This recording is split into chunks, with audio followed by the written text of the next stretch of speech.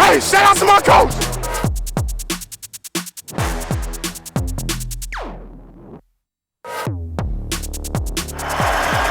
Throws off his back foot again. CD Lamb.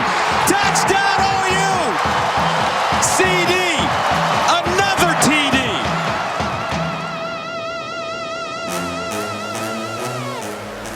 Oh yeah, they did that. And they're not about to let up. They're out with a vengeance for 5 in a row. Sooner Nation, this is your victory. This is your trophy. And this is your show. Live from the campus of the University of Oklahoma, this is Gameday U.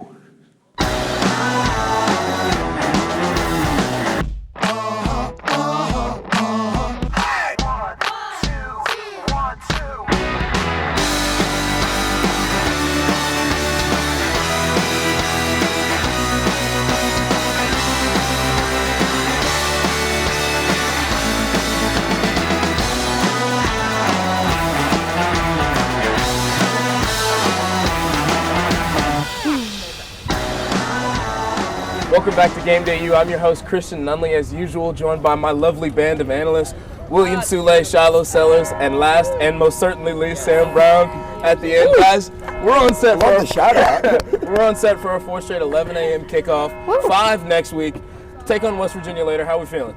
Well, it's our 4th straight 11 a.m. kickoff, so that's about how I'm feeling right now. But, I mean, after last week's win against Texas, it's hard not to be energized. Being back in Norman, back on the Palace on Prairie, and should be a fun day, that's for sure. Got a new set, too. Yeah, I was about to say, we're back and we're improved. Yeah. That's what's super exciting to me. We've been waiting on this desk all season long, so it finally being here is like Christmas. Yeah, shout out to the team that put it together. Absolutely. Yeah, Parker, our Innovation everybody. Hub as well Yes. at the University of Oklahoma, very clutch in building this for us, and I got a lot of great people that went behind this. Yes, Let's absolutely. put it to good use. We played Texas. You said it yesterday, or earlier today, excuse me. It's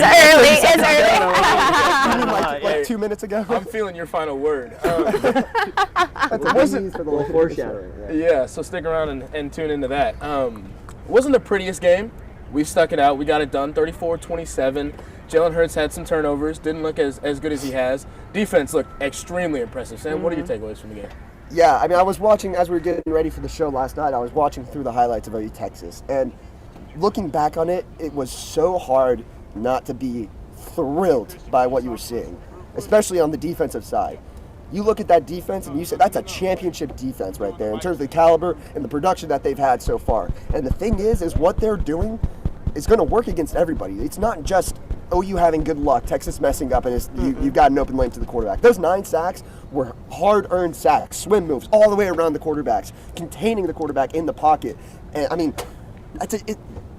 I'm borderline wanting to say right now in Week 6 that Oklahoma's going to play in the national championship in January. Like, right now, based on what I saw against Texas, it is so hard not to be confident about this team moving forward because they're only going to improve. Right. No, Take it to the bank. I completely That's the agree. check. Being in the press box watching that game, I was more so looking forward to see the defense step on the field than offense, and you can't say that about Oklahoma very often. Yeah.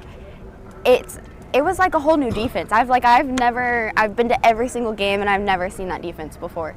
Like, it was a whole new revamped, whole new mentality. I mean, I was thoroughly impressed.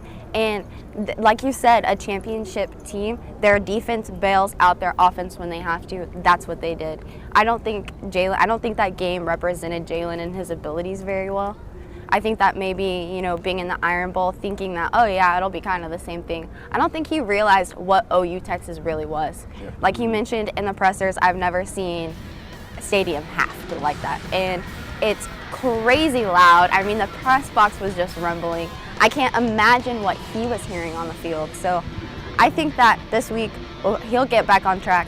And if our defense keeps up, we could definitely have a spot in the championship. Wow, that's 2 people with the take. Take it to the bank. All I'm saying is I said it first. I mean, you may have gone first, but I think we're all going to agree with that sentiment. I felt as good as you guys did That's after the thing, watching the that scoreboard game. doesn't really reflect how well Oklahoma played. I No. think. Yeah, I mean, really doesn't. it could have been a 30-point spread. It really could have. Absolutely. Like Yeah. that game, if Jalen Hurts and that offense are clicking the way they normally do, it's a 30-point would've spread. run away, yeah. But the reason that team won, and the most important takeaway for me was the defensive line, and that's an undoubted take it to the bank statement. Like 9 sacks, 8 different players, 15 tackles for loss. Yeah. An incredible performance from this defense. And Shiloh, you mentioned it earlier. I mean, I have never seen that defense play that good in 10 years, at least, like since the Roy Williams, Kinda era, yeah. between Mike Stoops' first tenure and like the Brent Venables even, like that defense has not looked that good in a really, really long time. So for them to come out and put up that kind of performance, not only in a game of that magnitude, when they were needed the most, and I think that's the most important part for me. I mean, the secondary still got problems. They're improving, but they've got a lot of issues. But a good defensive line masks a lot of problems in your secondary. Absolutely. And we proved that. I mean, Sam Ehlinger looked like he never was comfortable in the pocket. No. I saw something on Twitter yesterday that Sam Ehlinger is like completing like 90% of his passes this season with a clean pocket. That never happened on Saturday. What is he, like 9 for 10? Yeah, basically in every game he didn't play against Oklahoma and LSU. So, like, congrats, I guess, for being like good against Kansas. I don't know, but like the defensive line, when they're playing that well, and really like Kenneth Murray was obviously a beast, and he Defensive Player of the Week. made a couple $1 million, I think, that game, because he's going to go. He went from a late first-round pick to maybe an early first-round pick with that Absolutely. performance. But when your defensive line and Neville Gallimore and all those guys are playing that well, it allows Kenneth Murray to be the beast that he is in the middle and not have to worry about like shedding blocks and just playing the way he always has meant to be played, and just like full head of steam going after the goal. Yeah, We had talked to him before, and he had said, like, being from Texas, my family's going to be there. I'm a big family guy. I'm playing for them. I have my heart on the field. Yeah. And watching him, that very first tackle at the end of the quarter, when he, like, clotheslined that guy, I was like, this man don't have a heart. He out here taking them Taking out. souls out there. I mean, in that football scary. field. It was nasty in the best way possible. Like, I couldn't take my eyes off number 9. Like, I was like, who are you going to hit next? And then nasty is a word you could never have used to describe this defense, No. and that's the way they have to be, and they were on Saturday. And that's the thing too is last year everything was about the big plays that they allowed. Right. Texas had 310 yards of total offense on Saturday. 57 of those yards came on one play. I mean, that's about a sixth of their offense on one play, and the rest, Texas had to fight for those yards, and Fight Oklahoma tooth did and not nail. give a single yard up that they didn't want to, or like the effort was there. Like, you know what I mean? Yeah. That was very poorly phrased. No, we understood exactly what you were saying, 100%. We're on the same page, and then to me, one of the biggest takeaways from coming out of that game was after the game, when Jalen was being interviewed about what this game meant to him, and he talked about having OU DNA and like having being bought into this system, and it was something that I He personally, loves us. I mean, you love to see it. You love to see it. Like I personally had been very not like anti-Jalen, but like kind of hesitant to like buy into him as like our quarterback, just because, I mean, Baker bled Crimson. He was a Sooner born, Sooner bred through and through. I mean, Kyler even he'd been here for a couple years and like really got into it. And my concern with Jalen in this kind of 1 year rental, if you will, was that I didn't know if he was going to buy in, whether he was an OU guy or an Alabama guy. Right. And I think maybe if he's not 100% there, he's getting there with every game, and I think OU Texas really showed that. And I think it helps that he's finding his OU DNA with guys like CeeDee Lamb, who was unbelievable on Saturday. 10 catches, 171 yards, and 3 touchdowns.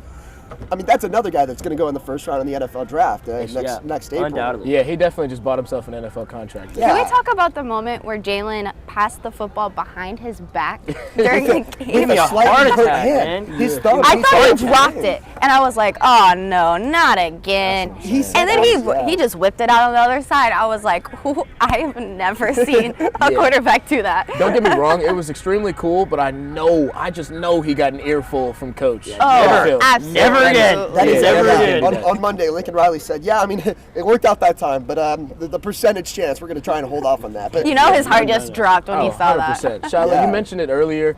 We got an opportunity to listen to what the pressers had to say throughout the week, but I don't think our viewers have. So let's take a listen. Great win. Wins in that game are certainly always very special, but it's over and time to move on to West Virginia. So we're looking forward to playing these guys, coaching staff that we're all pretty familiar with. The biggest thing for us is just continue to build as a team, continue to get better as a defense, as a team, everybody, and just go out there and continue to play great football. We still have a job to do, and as good as we play, there's always an opportunity that we need to be better. So that's probably like the biggest thing. Yeah, we're just trusting our rules, honestly. We're playing our rules. We're playing sound football because we trust our rules. We understand what we're doing. Like I spoke on, we know what we're doing. When we call a play, we adjust to it. We line up, adjust to whatever they come out in, and then we execute our rules. We feel like that the only reason that we've been stopped is because we've stopped ourselves. So if we can eliminate those self-inflicted injuries, then I feel like we're gonna excel a lot better than we did last year. There's enough film to suggest that we can be very, very average to get the attention of our guys, and there's also film to suggest that you can be a good defense. So we don't hide from either of those two things. But as you go through it, there's a lot of that's a fact. From our head coach and something that's a challenge to all of us, one as coaches and two as players. We're not where we want to be, but we're going to continue to take positive steps in the right direction. We're going to continue to go out there and work hard every day at practice, and we're going to continue to build from here on out and try and be the team we want to be the team we know we can be. I wonder if they can hear this music behind us. One theme is clear. They still feel like they have room for improvement. I can't imagine how. What more do we have to say? We are doing a thing week in and week out. Not buying the rat poison. All right. I can't blame it. That's how you get to the national championship. Yeah, that's true. What areas do you think they could improve in? First of all, I was choking on the rat poison after Saturday. That's for sure. I was all over that. We can do whatever. We produce the rat poison. Right. That's great. That's like the best part of my day. But no, I mean, talking about Oklahoma, if there's one thing I think they can still improve on, I think the pass coverage can still be shored up a little bit. I think that they were bailed out a couple times with some underthrown passes from Sam Ehlinger, as well as, like Sule mentioned earlier, the defensive line causing a lot of chaos. And so Colin Johnson, 6 catches for 82 yards was definitely much limited compared to last year's performances, but they're still getting bailed out here and there. I think they do a great job of jamming at the line, but it's just a matter of staying with the player then. And so once you see that happening, I think that's the one thing that they're missing. And those safeties, I'll talk about them a little later on in the day, but could play a really key role in that. One thing that I have to criticize Jalen about is he needs to start setting his pace a little bit sooner in the game. Yeah. You would see Kyler and Baker immediately kind of set the tone and say, all right, this is the speed at which we're going to play when we have the possession. And I don't think Jalen does it that well in the first kind of half of the game. I think that he finally picks it up and ramps it up by the second quarter. But by then you have you just lost a whole quarter worth of being able to put the smack on somebody. So I think that being able to get in there early, start it off hot from the very beginning, and then continue that control is what will set them apart whenever they do start playing bigger teams. We're playing West Virginia this week. Sure. So you can understand. As big a game as it gets. I know. Homecoming, I know. It is homecoming. Against tougher teams, I guess It's gonna be a parade. I should say. Good point, yeah. But For West Virginia. The parade is for West Virginia. when they start, because one thing, we talked about the defense. The one thing that sets OU apart in that regard is that Big 12 is not known for their defense, and then for them to have that, it really sets them to a higher caliber, I think. So now it's to the offense to be able to think, okay, well, we might have to be playing a lot tougher teams than what we're doing right now when it comes to defense. Let's set our tone and control the ball. No, I agree wholeheartedly. And to me, it's crazy to think that both you and I are harping on the offense as needing to improve, but CeeDee Lamb said it himself, they're only stopping themselves. And to me, the biggest thing they need to improve on is the running game. Jalen Hurts is leading this team in rushing right now, and while on the surface that's okay, and that's a good thing in some instances, I think when you play better teams and you play better defenses, like he talked about, like a lot of those yards are not from designed runs, and some of them are, and like he's had big plays, but a lot of those yards are from scrambling, and a lot of those yards are from him like having to improvise, which is like credit to him for like being an incredible talent. But to me, we have too good of a running back room for them to be such a divide. Like the difference between Jalen Hurts' rushing yards and the rest of the group, to me, it's unacceptable in a Lincoln Riley offense. Like I think they really have to like focus on that and improve that. I mean, it's gonna be a committee because of how much talent they have. But like I'm gonna call out Trey Sermon later in the show for a reason. Like the man didn't record a carry the whole game against Texas. Is that his fault? I mean, it's not his fault, but like clearly there's something off. Like and there's like they are not getting the ball, and then when they do get the ball, they're not making impact plays the way that we've seen in the past. Like this running back room is incredible. I mean, Kennedy Brooks and Trey Sermon last year, and I mean Stevenson's had a great year so far up to this point. So for me, like that game against Texas, we really never established like a solid running game. And I think if we're going to play teams like Alabama, like the Ohio States of the world, in order for there to be less pressure on Jalen to make every single play himself, the running backs really have to step up. And I think that kind of has to do with the offensive line as well, and they just kind of need some consistency there, just because they've had a different starting lineup nearly every game so far this year. If they can get guys healthy and get that rotation in, it's only gonna improve the running game, I think. Yeah, they'll be a scary unit. I mean, they do have minimal ways to improve, but improvement is always necessary if you're gonna achieve a higher level. But that's all from us right now.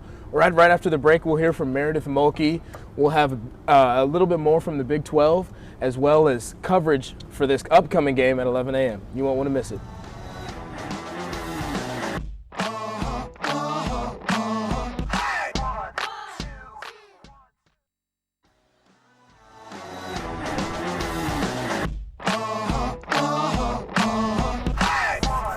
Guys, somehow Baylor just barely squeaked by Texas Tech, 33-30 in overtime. Twice. That's not the main storyline. Now, Coach Rule played his first game as a ranked Baylor squad.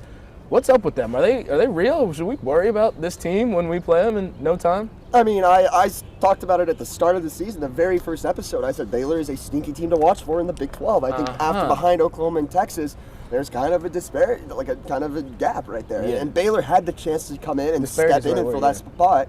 And that's exactly what they've done so far. I mean, Matt Rule's now got a very experienced team out on that field because all those guys were there last year when they weren't doing well, when they were struggling. And so now, I mean, the schedule's about to pick up for sure. They've had most of their easy opponents out of the way now. They still have Oklahoma, Texas, and Iowa State later on in this season. But those games are all at home, like I've said several times. And Charlie Brewer is a sneaky quarterback. I mean, he just had his worst game against Texas Tech with 3 interceptions, but those are the only 3 interceptions he's had all year. So, wow. What do you think? I completely disagree. I'm in the minority. I mean, I just think that Tech has a 3-3 team almost snapping a 6-0 team's winning streak. Shouldn't happen. Like, it shouldn't have been that close of a game. Texas Tech is on a rebuild, and they are trying to kind of get their organization back together where it can be as celebrated as their basketball program, and I just don't think that they did it for me. I mean, Charlie Brewer was intercepted 3 times by 3 different people. So three Raiders were able to get balls and like completely disrupt the offense. That makes me think that their offense just isn't as strong as it needs to be against a defense like Texas Tech. And I mean, let's be real. We just saw the Sooners defense. They doing good. And I mean, I think OSU is going to snap them in half this week. I don't see Baylor being able to come up on top. I think that OSU, where they need it, they have the better players. I think that they just have a more talented squad. So Oklahoma State, 4.5-point favorites. You think Oklahoma State can cover and beat them by 5 or more? Absolutely, yeah. Wow. I do not. I disagree, and I'm more along the lines with Sam. I think this Texas Tech game was a fluke. I mean, we've seen. They're going to find out. We're going to Iowa State out. 2 years ago. Exactly. Right here. I mean, that was a team that UCLA went to the college beat football Stanford. playoff. I mean, they went to the playoffs and they lost at home to an unranked team. There's a reason they play the games. They still got to have that competition. There's things going to happen. And like this, it's kind of the same to me as like what with Jalen was against Texas. Like he didn't have his best game, the team got it done. This was a game where Baylor didn't have, like Charlie Brewer clearly didn't have his best stuff. Like you said, his first 3 interceptions of the year, but the team got it done, and that's really all that matters. If at the end of the day your team wins, you move on. You win ugly. That's what you got to do when you're trying to make a statement. And while I don't think that Baylor is, you gotta win ugly. I mean, I don't think Baylor is a challenge to Oklahoma at this point. No. In this season. I agree with that. But I do think Baylor can challenge Texas, and I think that you're the point that they have Texas and Oklahoma at home. They split if they win one of those games, they're basically in the Big 12 championship game. Like they are one big win away from being a serious contender in the Big 12. But like we said it earlier, their schedule thus far has been not very tough. And like to say, oh, I'm a 6-0 team, I'm undefeated, and you've played who? Like now that they're starting to see an actual matchup in Texas Tech, I guess. Like they struggle. I mean, what's going to happen when they start playing OSU, when they play Texas, when they play Oklahoma? Yeah, that's a good question. I mean, now that they're getting into the meat of Big 12, I don't think that they are going to be able to pull it out. You're going to start seeing more interceptions. And, I mean, I'm quite honest, Baylor just didn't look like a ranked team to me. Yeah. Like, Sam, do you think they pull it out later today? So first of all, I'm going to touch on that point that she mentioned about the defense and giving up 30 points to Texas Tech. Baylor lost their captain, the leader of their defense, Clay Johnston, in the third quarter. Yep. He's out for the season with a knee injury. That's when Texas Tech started mounting up the comeback. It's hard. Like that is a punch to the gut when you lose the heart and soul of your defense. Yeah. And so, I mean, that's what I put behind that. And you touched on Charlie Brewer, 3 interceptions. Also had 3 rushing touchdowns. I mean, he still scored 3 touchdowns, impacted the game with his legs. That's what a good quarterback does. When when it doesn't work for you in the passing game, you turn to your legs if you can. You find other ways to win. That's what this Baylor team is doing right now. But like, how well can a team do if they're just relying on their quarterback to rush the ball? I mean, we talked about Oklahoma's gotten us this far. I mean, true, but we still have a running back community that's strong enough to take off that pressure, like we talked about. They need to step up, but that can also be in play calling. Yeah. So okay, enough on this topic. I feel like we've hit all areas of conversation in this realm. Iowa State. We're gonna agree to disagree. West Virginia didn't look too hot. No. Lost 38-14. Guys, give me some takeaways. What are your opinions? What are your thoughts? Yeah, I mean, it's kind of hard to figure out what to make of both teams, especially Iowa State right now, to be honest. It's hard to figure out. This team had a lot of expectations going into this year. Matt Campbell's third year as the head coach. After finishing third in the Big 12 last year, Brock Purdy breaking out as a freshman stud. And then his sophomore year so far, I mean, kind of chalk it up to a slump, I would say. Doesn't have a ton of weapons around him, but at the same time, good quarterbacks can sometimes make better situations out of that. We haven't really seen that out of Brock Purdy so far. So it'll be interesting to see how Iowa State does moving forward. Their defense is still a solid defense. That's always been the case. But now it's time for their offense to pick up. Yeah, I mean, I was, you talked about Baylor in the first show, and I talked about Iowa State. I was very high on this football team, and they have utterly disappointed me up until this point this year. I mean, they're still good. Solid take, Quake, Sule. I mean, you know, you can't win them all. Wisconsin is my knight in shining armor, carrying the torch for me this year. And they will lose to Ohio State in due time. We'll talk about that in a future show. 52-3 last night. My Badgers are for real, and I'm all here for it. But so's Ohio State. They did. But it's yeah, I mean, Iowa State, they're still a good football team. Like they're going to be 4th or 5th in the Big 12 easily this year, I think. And I mean, we're going to talk about West Virginia in a second, I think, but this football team is struggling, is a word I would use to describe this West Virginia football team. They're, especially without, they had Austin Kendall go down really early in that game, only threw 1 pass, so clearly they didn't have their, I mean, anytime you lose your starting quarterback, it's not good, but I mean, losing Austin Kendall, if Austin Kendall is your starting quarterback, that means your backup's not very good either. Did you think there was that much of a drop-off between Austin Kendall and the backup? I mean, no. That's what I'm saying. Like, I feel like I think there was some, if you look at that, if you look at the numbers. If you look at completion rate, maybe? Yeah, just because Austin Kendall had more time in that offense with the first team, like it's hard for a backup quarterback really to find a rhythm, especially when you're coming in like right away. You haven't warmed up or anything. You're on the sideline, and all of a sudden it's the second drive of the game, and you're in quarterback. I think one thing about Iowa State that you have to make a note about is Breece Hall. I mean, he's a freshman, extremely well play in this past game. He finally was able to take off some running pressure off of Brock Purdy and take a little bit of responsibility when it came to getting things done. He's the one who scored it, the with the last touchdown that really like divided who was gonna win and who wasn't gonna win. And I think that that's what they were needing. They were needing someone other than Brock Purdy that could be a playmaker, and hopefully this freshman can continue to carry that on. I think if he could, like you said, he doesn't have a lot of options, and that could be solely what they start to rely on. But I 100% agree with you guys. West Virginia only had 41 rushing yards. 41. Not gonna win a football game that way. No, you can't go anywhere if you don't have a good, strong run game. Like, having a pass game that's like kind of iffy, it can always be picked up with a strong rush game. But like, if you can't just move the chains naturally and run the ball, then you're just not going to get anything done. I agree. Enough about the rest of the Big 12. Back to OU, because that's what we like to talk about. Right. We take on WV later today, as I've said numerous times this show. Yeah, some of their students call it WVU. I'm not a fan of it, but I got some friends in they town. They have to have one dub, you know. Yeah.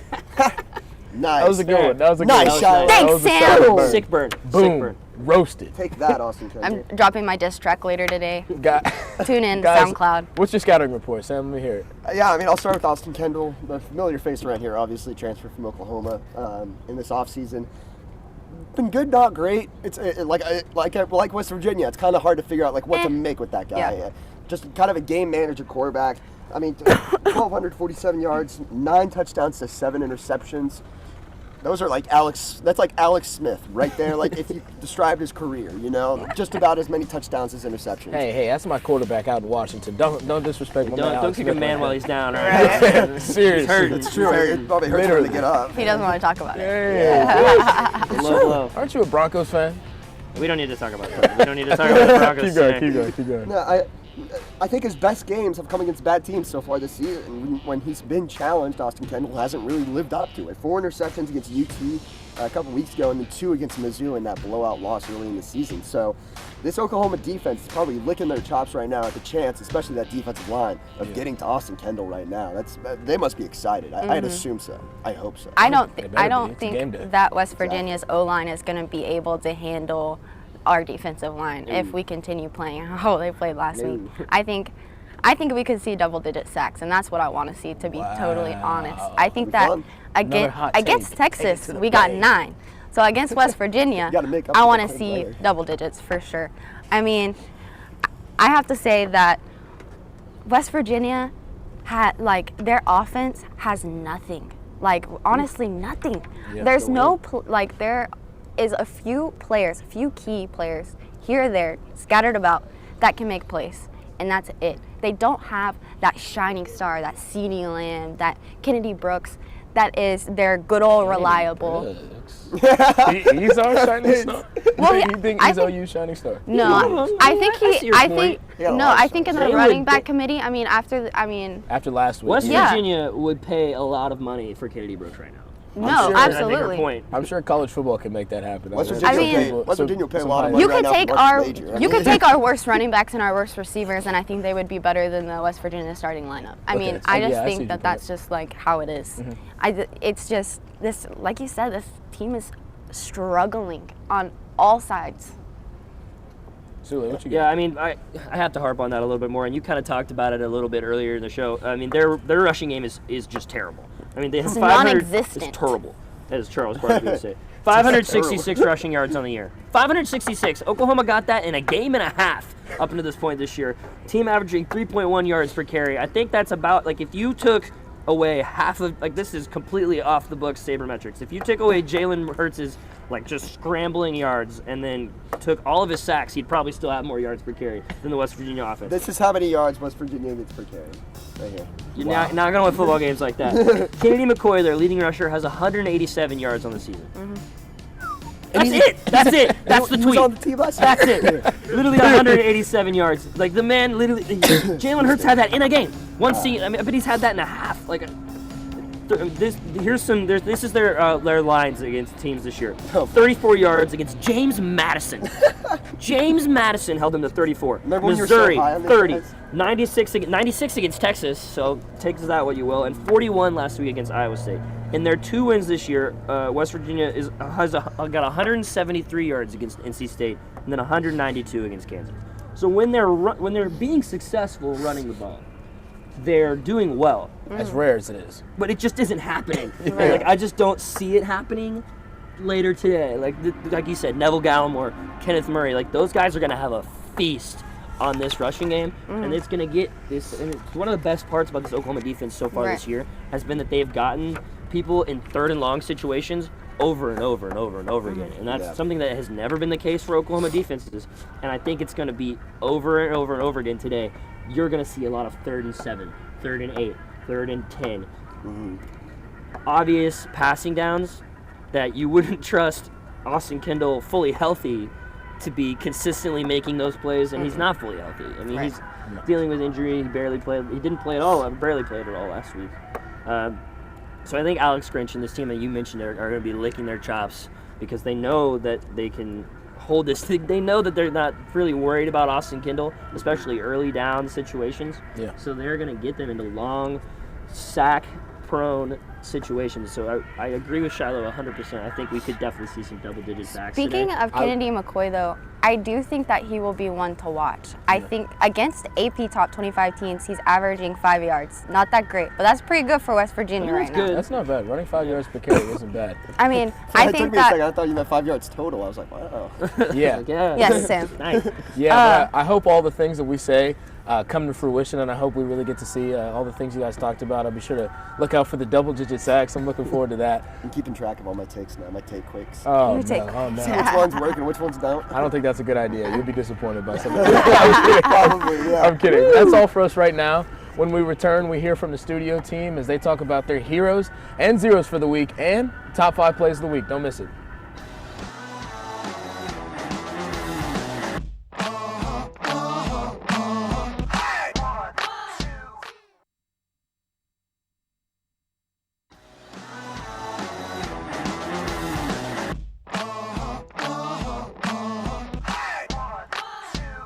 Welcome back to Gaylord Hall Studios. As Gameday U rolls on this morning, I'm Tabitha Sills, and we've got lots of college football. Now I have Dylan Rivera, Carly Vargas, and Matt Bowling with me. We're going to jump right into our segment, guys. So here we go.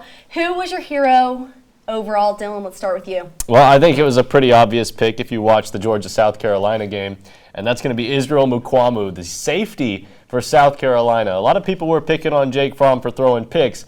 A lot of people didn't realize all 3 picks were the same guy. And I noticed that, and so I was like, he's my hero today, guys. So he's got 7 solo tackles, and like I said, those 3 interceptions. The first one was a pick 6, took that one all the way back to the house. It was a great interception. He had the second one was actually on the sideline, and Fromm was almost trying to throw it out of bounds. And he just kind of reached over and grabbed that one before it hit the sideline. And with that alone, the team is now tied for 11th in the nation in passes intercepted just because of those 3, really. Otherwise, they would have been much further down in the standings. Fromm came into the game having thrown 111 passes in a row without a single interception this year.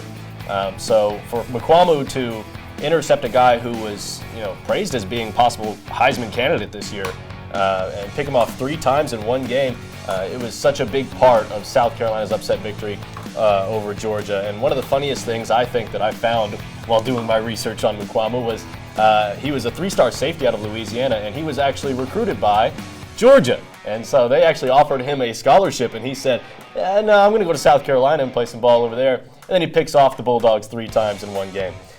So I think that was just an outstanding performance from a safety who really you don't hear a lot of defensive back names that become household names or anything. And I'm not saying he's going to be a household name, but I am saying that he definitely made his case to be talked about for the weekend at least. Wow, great job. I'm proud of you for saying that name with ease. Yeah, Mukwamu. Good job. Now, Carly, who do you have? My hero of last week is Denzel Mims. And I bet you're wondering, who in the world is this guy? Well, he is a wide receiver for the Baylor Bears who might be in the running for the best catch of the year. It's the last minute of the 4th quarter. Baylor is down by 3 points. They're undefeated, nationally ranked, and all they need to do is get into field goal territory to attempt to go into overtime. QB Charlie Brewer throws a beautiful pass to Mims, and he makes a gorgeous near acrobatic catch where it looks like he's floating in the air. Touches a foot in and moves the team up to midfield, but that's not it. This man has got moves. It's overtime and Baylor's on the 33-yard line. Brewer throws it effortlessly to Mims, moves them up to the first 1 yard line. I think if it weren't for Mims this past weekend, then Baylor might not have won that Texas Tech game. Okay, Matt, let's see what you got. Well, there was a lot of great action going on in Dallas, Baton Rouge, and Athens this weekend. So you may not have heard about this, but the Kentucky Wildcats were so beat up at quarterback that they had to turn to their top wide receiver, Lynn Bowden Jr., to fill the position, and he balled out. He completed 7 of 11 passes for 78 yards and a touchdown, while rushing for 196 yards and 2 more touchdowns. He led Kentucky back from a 13-0 deficit to beat Arkansas and snap a 3-game losing streak, keeping the Wildcats in a great position to make a bowl game this year. And guys, I think it's really fitting that Kentucky won with an unconventional quarterback on the same night they honored perhaps the most unconventional quarterback of all time, the late, great Jared Lorenzen. Yeah, I think that's a great pick for your hero. I think he had a really good game. And you think about the quarterback who should be starting for Kentucky just down the road, Del City quarterback, going down and then having to replace not only just him, but then now the backup quarterback and now going all the way to a wide receiver to throw the football. So he had a great standout performance for sure. Okay, now we've talked about heroes. Let's get straight into zeros. Dylan, hit it. All right, well, there was one guy who stood out to me, only 53 yards on the afternoon, so you got to rip him for it. Brian Lewerke, the Michigan State quarterback. He ended up actually getting benched in this game as well. And this is a guy who he last year had a really successful season. And coming into this one, actually, he even had a really good year on paper. Came into the game with 1,500 yards, 1,543, 11 touchdowns, 2 interceptions. Left the game with 1,596, 11 touchdowns, 3 interceptions. And Wisconsin's defense is obviously very good. I'm not going to dispute that it's one of the best defenses in the country. I think they're number 1 actually in total defense. So I'm not going to sit here and say that he should have gone and threw for 300 yards or anything like that, but definitely could have played a much better game against Wisconsin. And that last clip, I don't know if you saw it, but that was actually a backup quarterback, Rocky Lombardi, coming in for him, got subbed out because of how poorly he was playing. 7 of 16, 53 yards. It's not a good game. Yikes. Not at all. Carly, who's your zero? My zero is none other than Sam Ehlinger himself. If you remember last November, he tweeted, "I remember every single team/player that disrespects the rich tradition of University of Texas by putting the horns down. Do not think it will be forgotten in the future." Well, sadly he deleted it, but screenshots do exist. But I think he deleted it because not only did he forget about it in the Big 12 championship last year, but also last weekend. I don't think he even caught the bus to the stadium. This man took 9 sacks, had only 26 of 38 complete passes, making it only 68.4%. And guys, that's a D, and Ds do not get degrees. I think all of the Heisman hype at the beginning of the season has just gone down the drain by now. Yikes. I mean, he took a game. Oh, yeah. But who knows? Remember everybody that puts the horns down? That's what he said. So if I put my horns down right now, would he remember that? I guess so. Well, he deleted the test. screenshots. That's a test, Or he Sam deleted Ehlinger. the tweet, so. Well, you still remember that tweet. True. So come on. Now, Matt, zero. Well, both of those are pretty worthy candidates, but as far as I'm concerned, there's only one real winner for last week's zero. Jake from State Farm, as some people call him, looked more like a guy who's going to be working at State Farm 2 years from now. I mean, y'all ran Justin Fields out of town for this? He made, let me tell you a little something about Israel Mukwamo. He entered this game with 2 career interceptions, both of which came against FCS teams. And Fromm's out here making him look like the second coming of Charles Woodson. Okay, now, to be fair, this was a very poorly played ball by the receiver, but still, you would think after, pick number 2, he'd just say, I'm going to quit throwing in this guy's direction. Also, this fumble here on the exchange, you just can't do that, man. I mean, that's not a play that you want to see from your quarterback at all, especially in a situation when you're driving to try and tie the game. Now I'm going to throw in my own zero, the kicker for Georgia. He should have made that extra, and then they would have been done. How do you feel about that? I don't know. I mean, what was that, like a 42-yard field It goal? wasn't that far. I've got some stats for that coming up whenever we talk about Georgia. So. Okay, we'll get there. Yeah. Now, we're just getting started here on Game Day U, but don't go anywhere. We'll return. Stick around with us.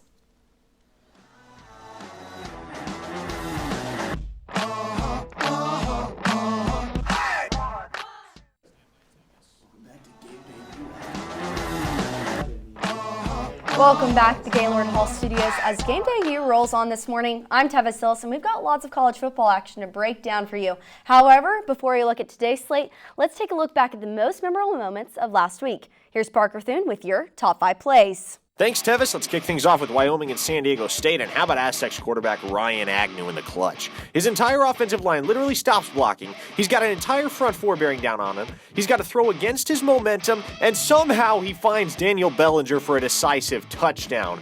Unbelievable throw. Take another look here. The Aztecs win 26-22 on the floater.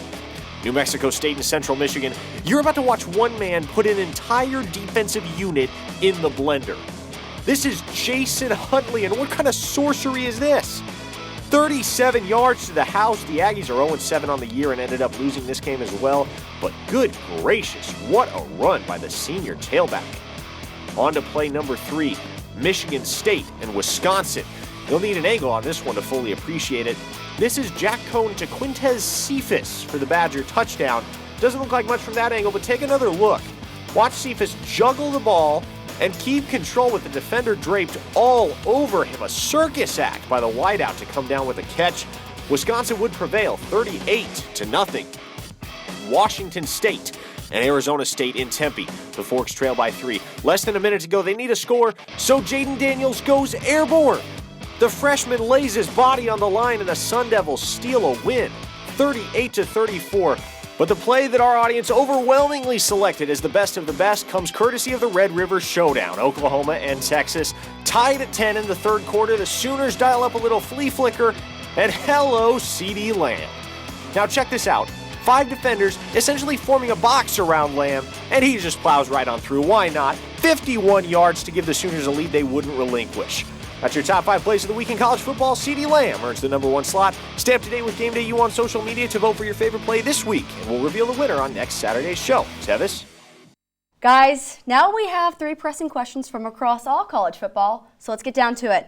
Dylan, was Georgia's loss to South Carolina a fluke, or did they show legitimate flaws to their team? I mean, I think obviously there were some flaws, and every team, every game, you're going to have that. But I think at the same time, it was a fluke. I don't think that it was something that we're going to see on a consistent basis. We're not going to see Georgia start taking losses from this point on. First of all, Fromm came into the game, like I said earlier, had thrown 111 passes already on the season without a single interception. South Carolina came into the game 96th in most passing yards allowed. And so if you look at how they played, on paper, South Carolina should have been blown out, but obviously didn't quite work out that way. And here's the fun part. So Rodrigo Blankenship here on this first kick gets blocked, and that one's right before halftime. And then obviously in second overtime, this one misses. But I did some math, okay? And I don't like math, so that means that I really put some effort into this, okay? Blankenship came into the game with a career total of 64 out of 75 field goals made. That's 85.3%, okay? I put this into a little calculator. I double-checked it and everything. The odds of Blankenship missing 2 times in a row in a football game is 0.32%. That would be saying that the loss was not a fluke on 0.32%. So I say it is a fluke, and I think that Blankenship makes 2 field goals next time out. Okay, so Carly, do you have a different standpoint? No, I do not. I have to agree that Georgia's loss was a fluke, and here is why. I believe they called what I like to call an Alabama, or as most others would call a Clemsoning, where they went into the South Carolina game thinking, oh, this is going to be a breeze, and we're looking too far into the future, probably as far as Florida. And we're going to go into the Kentucky game with the same mindset and probably get their butts beat there if it hadn't happened at South Carolina. Now they're going to be angry for the rest of the season, and I can assure you they are not going to lose another game if Kirby Smart can help it. No, Jake Fromm was not on top of his game, but I think South Carolina just played the better football that day. There we go. Matt, do you have a differing opinion? Yes, I do. I actually think South Carolina, they're not a great football team. Let's just get that out of the way. I think their ceiling is probably like 7 wins. But what they did was give more talented teams the blueprint for beating Georgia. You take a look at what they did on defense. You saw them bring a lot of consistent pressure up front, force Jake Fromm to scramble, make some bad throws, as we saw earlier. And then what they did also was play a tight man-to-man coverage on receivers. Now, as I said, South Carolina, not the most talented team. So looking ahead, Georgia's facing teams like Florida, Auburn, Missouri, who just have better athletes, better players who can execute the kind of blueprint that South Carolina just laid out for them. And as well as offensively, too. You want to use the run to open up the passing game. Florida has a pretty solid rushing attack. Yeah, there we go. Now let's move into our next question. We have 12 teams that still have not lost. So what unbeaten team is being slept on right now? Well, it kind of depends on your definition of sleeper. And so in this term, I'm putting sleeper as a team that maybe isn't talked about so much as being an undefeated team and as being maybe even a college football playoff contender, and that's Wisconsin from the Big Ten. As I mentioned earlier, they're a #1 defense in the country. So if we're talking about the #1 defense, we should be talking about them in the playoff race. Yet they're sitting at number 6 right now, and that's not bad. Obviously, number 6, you're just sitting outside. A couple of big wins you can get in. Obviously, they still have to play Ohio State and Nebraska, Iowa, Purdue, and Minnesota. So there's a lot of good wins that can still come along the way. But they're first, I mean, list this off. There's a lot of them. First in total defense, rush defense, pass yards allowed, team passing efficiency defense, scoring defense, time of possession per game, and rushing touchdowns. That's a lot of firsts. And a lot of firsts means you're going to be a playoff contender. That's why I have Wisconsin making the Big Ten title, but we'll talk about that later. And so that coinciding with Jonathan Taylor being possibly the best running back in college football. The only one who's maybe in the conversation with him is Chuba Hubbard. So a Heisman contender running back, a good game manager quarterback, and then a great defense. That's playoff contention right there. Dylan, I'm proud that you picked that team because I think this is the best they've ever been, in my opinion. So, great choice. Thank you. Carly, impress me. All right. You went along the lines of playoff contenders. Mine is just a team who is underrated in general. And I am choosing the SMU Mustangs. And I could say with full honesty that I think the Mustangs are the new UCF, where they're going to go undefeated for the next 2 seasons probably. They are going to be underestimated the entire time. And when it's too late, they'll be back to being terrible. Our last show, I laughed when Kemper said that they're the best team in Texas. But now I think I have to agree. This team is averaging 44 points a game, and even though they tend to get off to a slow start, once they get moving, they get moving. Last weekend against Tulsa, they ended up in a 21-point deficit, probably got a beating during halftime, and came back full force in the second half to win 43-47. Or 37, sorry. Now, you just give Kemper so much confidence. Oh, yeah. So go you. Matt, who are you giving the confidence to now? Well, you know, the team that I feel like I'm not hearing enough about is Minnesota. In PJ Fleck's 3rd year as head coach, he's got the Golden Gophers 6-0 for the first time since 2003, and a large part of that is thanks to the efforts of quarterback Tanner Morgan. He has the best passer rating in the Big Ten, the 2nd most passing touchdowns with 14, and he also ranks 4th in passing yards with 1,378. Earlier this year, he set a Big Ten single-game completion percentage record, went 21 of 22 for 396 yards and 4 touchdowns. Great quarterback play, combined with an above-average defense, makes this team a real threat to make some noise in the Big Ten. And I mean, look at last week. They won 34-7 over a Nebraska team that a lot of people thought could win the division. If I can, I want to go back to the SMU Go thing. right in there, Dylan. SMU nearly lost to Tulsa, a Tulsa team that got smoked by Navy last week. And to say that they are the best team in Texas, to me just sounds wrong because I don't think Texas A&M, I don't think Texas Tech would even get that close to losing to Tulsa. So that's the only reason I would dispute that statement. But I will agree with maybe they are a little bit slept on as being undefeated. Yeah, well, Thank you for getting your I had to get that off you my had chest. to get it out. I had to get it off my chest. Okay, now we're going to talk about the biggest honor in college football, Heisman.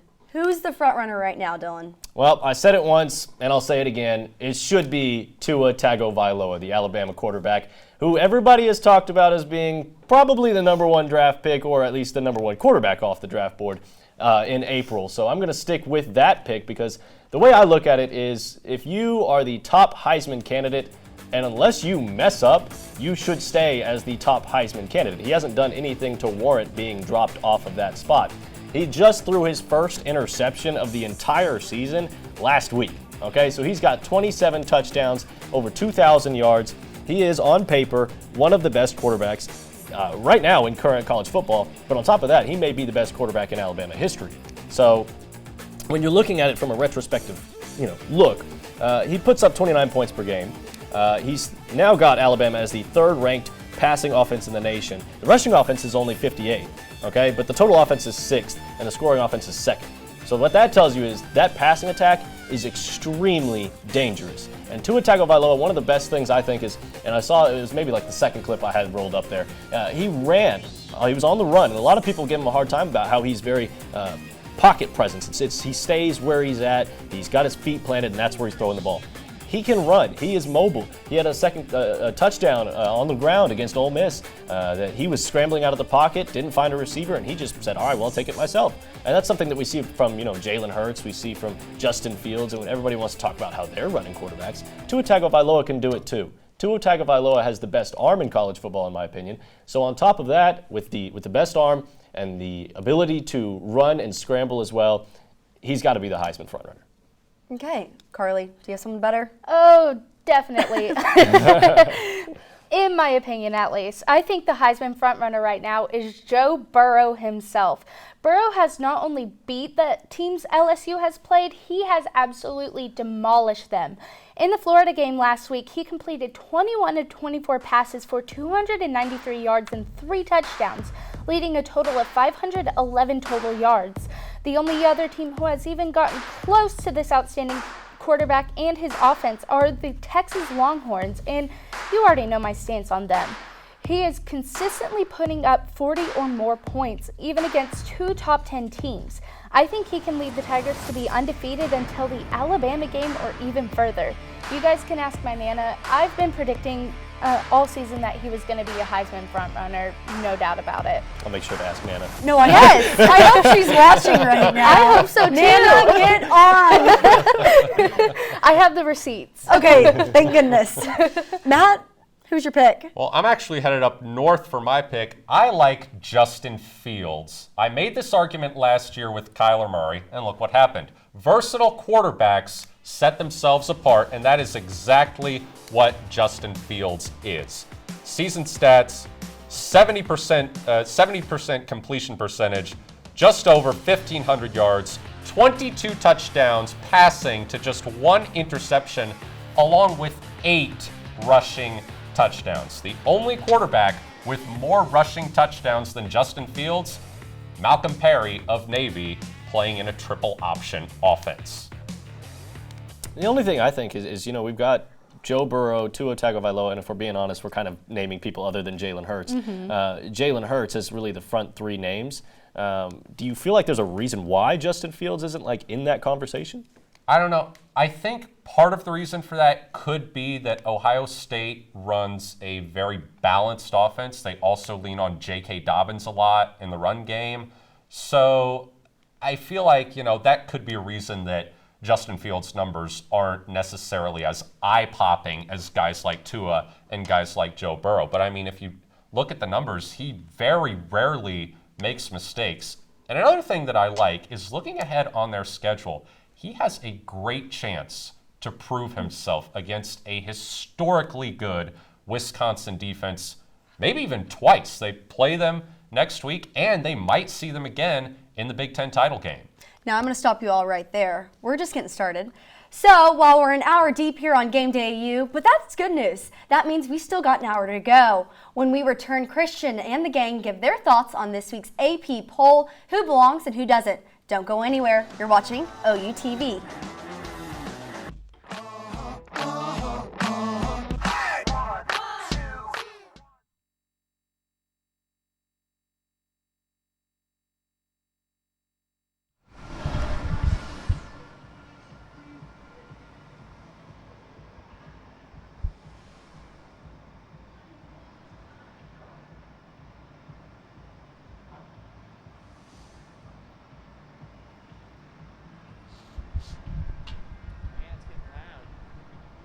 Hopefully they can hear me. Like it.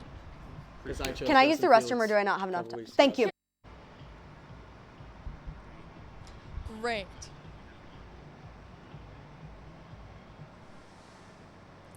Welcome back to Gameday U. I'm Meredith Mulkey, and it's homecoming time here at the University of Oklahoma. But that won't be the only homecoming today, as former Sooner Austin Kendall is returning to the Palace on the Prairie for the first time since transferring back in early January. The West Virginia QB spent most of his OU career behind the last 2 Heisman winners. Stand by 1 minute. Well, can you come over here?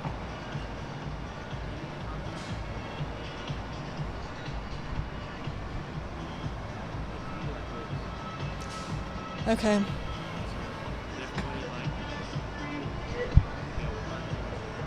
No. Welcome back to Gameday U. 30.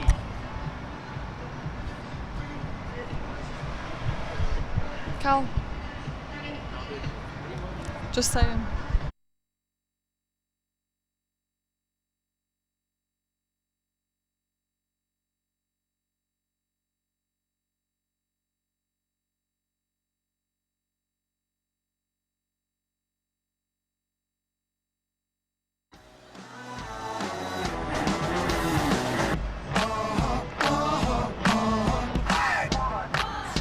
Welcome back to Gameday U. I'm Meredith Mulkey, and it's homecoming time here at the University of Oklahoma.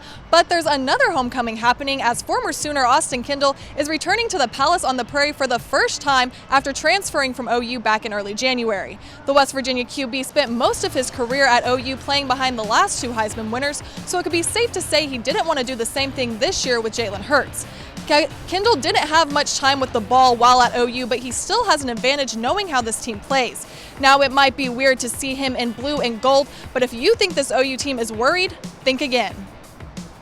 I hadn't thought about it one bit. I really haven't, quite honestly. Yeah, in a broad sense, is it strange? Yeah, a little bit. The guy was recruited and was here with us for 3 years. So yeah, it definitely feels a little strange. Kendall was questionable for this game after suffering an injury against Iowa State last week, but head coach Neil Brown confirmed he will be on the field today. The QB has had far more success as a Mountaineer than he did as a Sooner, racking up 1,247 passing yards and 9 touchdowns so far this season. That's more than he ever had at OU, with 265 passing yards and 3 touchdowns over 3 years. Now, today's matchup with Kendall on the other side of the ball should be an interesting one, as we're just a few hours away from kickoff, where the undefeated Oklahoma Sooners will take on the 3-3 West Virginia Mountaineers in some Big 12 play right here in Norman. Back to you, Christian. Cameron? You want to get some donut? You want to stand up? Thank you, Meredith. Great stuff on Austin Kendall. And right now we take a look at this week's top 25. Some interesting matchups here, and some interesting people and teams in interesting positions, I'd say. LSU jumping up to number 2. That's a big jump. I think rightfully so. Penn State in the mix at number 7, maybe making a contention up there for the Big Ten title. Maybe. Texas down 4 spots to 16. Love to see it. After the loss to a certain someone. Minnesota and Appalachian State sneaking up there at 20 and 24 respectively. Guys, anyone too high? What are you guys feeling? I think there's plenty of people who are too high on this list. There's plenty of them that are too high. Let's hear it. What you guys got? Yeah, I'll start with mine. I think Boise State at 14 is kind of outrageous. Obviously, they're 6-0, but who have they played? Their best win of the season is an 18-point comeback against a Florida State team that has basically vanished off the face of the earth. They've looked good, but again, it's the competition level. It's just not there. Hank Bachmeier, the freshman quarterback for Boise State, is going to be really good. He's going to be a stud. He's already got over 1,500 passing yards, 10 total touchdowns, and 3 interceptions only. As a freshman, that's really good. Spencer Sanders has 8 picks right now. And so, if you can limit those turnovers, that's already a good first step. The numbers look good for these guys. 26 in the FBS with 37 points per game. Also 27th in the country in points allowed per game. But like I said, Florida State's their best win right now. Their best games left are I had to really look into these. At home versus BYU maybe, at Utah State maybe with Jordan Love. there's not much that stands out about this team's schedule. Reminds me a little bit of UCF that first year that they were undefeated, where there was all the noise about them. But you look at their schedule and you're like, it's tough. That doesn't stand out. It is tough. It's tough when you play in that conference, but that's still not an excuse to just put them up at 14 because they're undefeated. Baylor's undefeated. They've played better teams than they're at 18. I agree. And people just love to give Boise State all this love for no reason. I mean, they've been doing it. Blue field, wouldn't you? That's fair. Who doesn't love the blue field? That's I do fair. love the blue field. That's what I'm saying. People are starting to copy colored fields now too. Yeah, It's whack. they've set a trend for sure. They talked about doing a gold one in Tulsa, which would have been wild. Really? But I mean, I agree with you. But I think Boise State's way overrated, and they're not ever going to play. The problem is they're not ever going to play anyone. So we'll never know. And the people like the media and I mean, all this could be for nothing if the playoff committee doesn't see them the same way whenever that ranking comes out. But I don't think they do, to be honest. I definitely don't think they do. People just love to have a good Power 6 or Group of 5 team. Yeah. Maybe. Yeah, my team has to be Notre Dame. I personally don't think they're a top 10 team. I do think they should be up there, but they've had a relatively lax schedule too.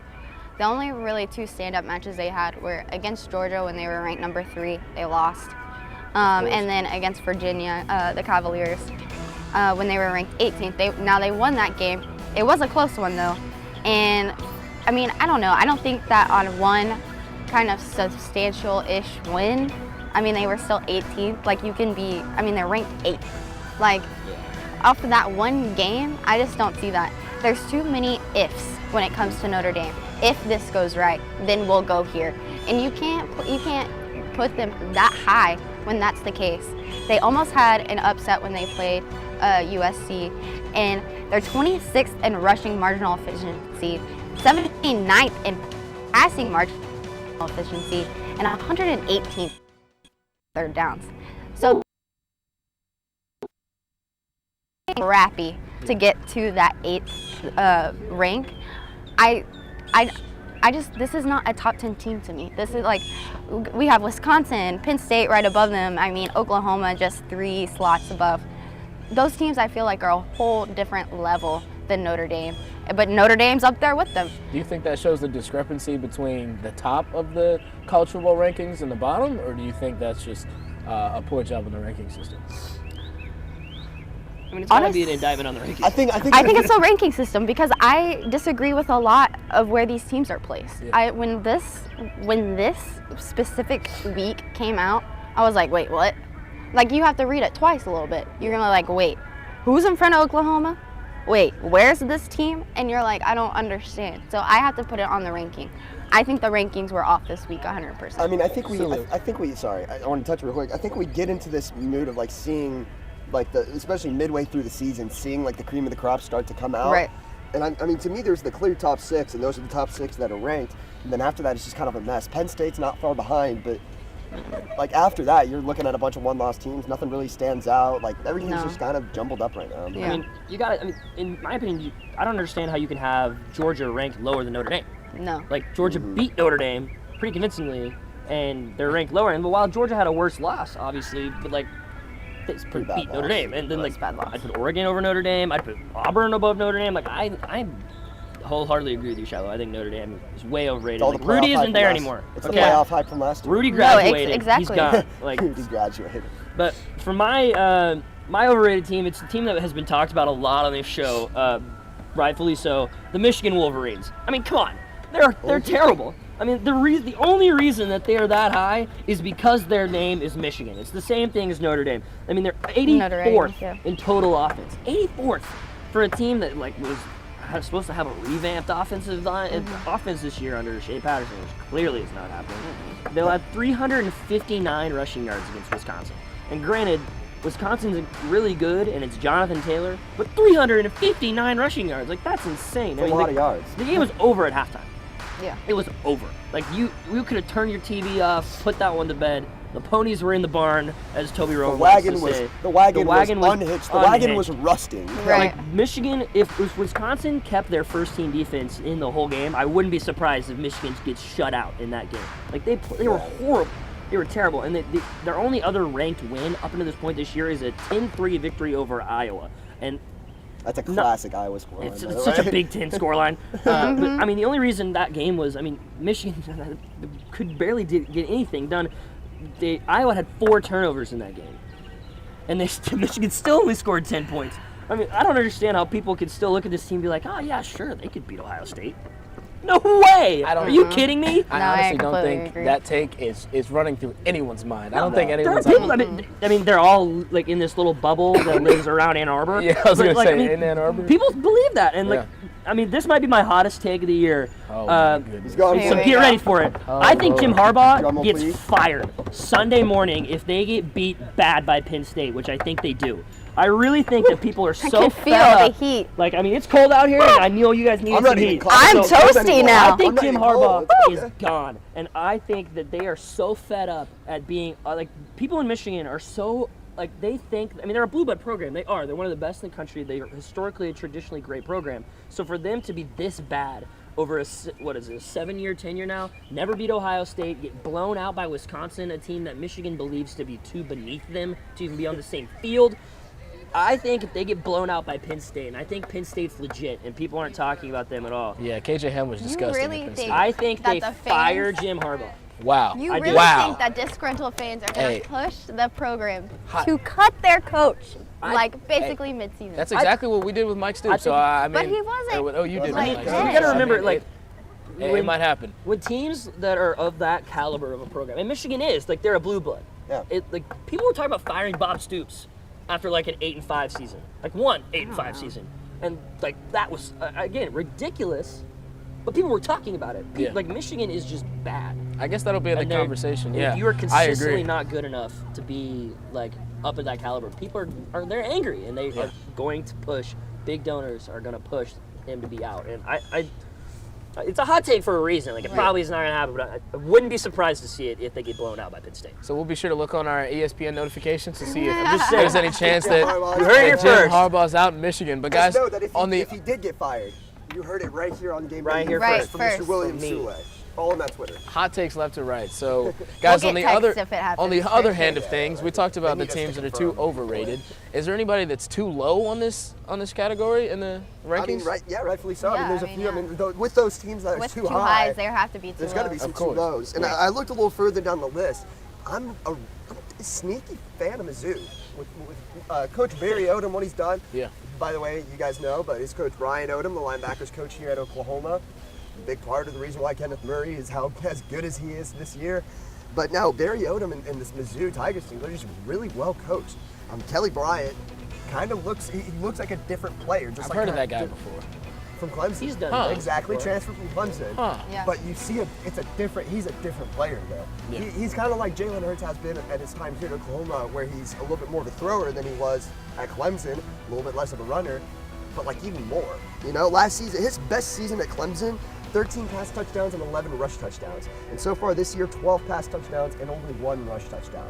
You see the difference there. And I think this offense is sneaky. They had that tough loss to Wyoming, but I think they're a solid team, and they're actually playing SEC talent, unlike Boise State. I totally agree with that. My too low, however, and Barry, shout out to our director Barry, it has to be Florida, his Florida man. Gators. Colin First of all, Kennedy is jumping for joy somewhere. First of all, so they're currently ranked he's 9th. I think It's Tim easy to Tebow say is too. that they could easily bump out my other team that I talked about, Notre Dame, for sure. They're second in the SEC East right now. I mean, the SEC is just a tougher conference overall. They beat Auburn, that was ranked 2nd. The next week, they played LSU, that was ranked 5th. Now, they lost that game, but LSU is LSU. LSU's for real. If LSU were to lose to Alabama and Florida were to go through, they have Georgia and Mizzou coming up, and they get some substantial wins, who would be put in the playoffs? Because I think it would be neck and neck between LSU and Florida. Would they put them both there? Would they only pick one? I mean, we I'm don't sure the know. committee could It's find a way to the put 3 SEC, SEC teams right? in the It's the top 4. SEC, and that's the key, and that's why I think Florida is too low in my opinion. I could easily see them being bumped up at. I mean, I think they could be contending for a spot if they continue to win the games they need to win. Yeah, I agree with you. I mean, I think Florida they look terrible against Miami, and they've only gotten better from there. And it was a close game against LSU. LSU pulled away in the fourth quarter, but definitely could have been a tighter contest if they hold Joe Burrow. But I mean, Joe Burrow is just going off right now. My team is we've talked about them a lot already, and I think Baylor is underrated for a couple of the reasons that you mentioned already. The fact that Baylor, who has played, obviously they are, Shiloh's making faces at me, but they played good teams. I'm not saying that Baylor should be anywhere near the top 10, but the fact that Boise State, a 2-loss Texas, and a couple of the other teams are ranked above an undefeated Baylor team, who has got some quality win. I mean, they're not that quality, but they're good teams. They're not playing the Florida States of the world. They're not pushovers. I mean, they're 8th nationally in sacks. They're outscoring opponents 111-19 in the first half. They're in an 8-game win streak, which dates back to last year. This Baylor team is for real, and we've already had this debate, so I won't harp on it for too much longer, but I think this Baylor team is really good, and I think they're going to cause problems for a lot of people in the Big 12, and they're underrated right now because I genuinely believe they're better than Boise State, and I don't know if I'm ready to take the leap that they're better than Texas, but I think that an undefeated team should be, an undefeated team in the same conference should be ranked higher than a 2-loss team of that conference, and people will argue that. No, I agree. But yeah, I see it. I just think that if I'm in Waco right now, I'm angry that I'm not ranked higher than I am right now. Hey, maybe It's an excellent take, Sule. Maybe after this week against Oklahoma State, they'll jump up in the rankings. Who knows? Yeah. I just think it's great that he picked Baylor as a sneaky team. I think that's a very valid point. Yeah, and because you had already said it, yes. I'm not sure if this is sarcasm or not. It's 100% sarcasm. Yeah. It's a lot of sarcasm, but I'm willing to back your takes up. It's all right. Whoa, That'll be. This is a team Hey. We'll save this for Hit the Book section. We'll have to save this for Hit the Books. All right. But later on, we'll toss it back to the studio team, and they'll discuss 3 out of the 5 Power 5 conferences and a little bit more on our final score, word, and call out. Don't miss it.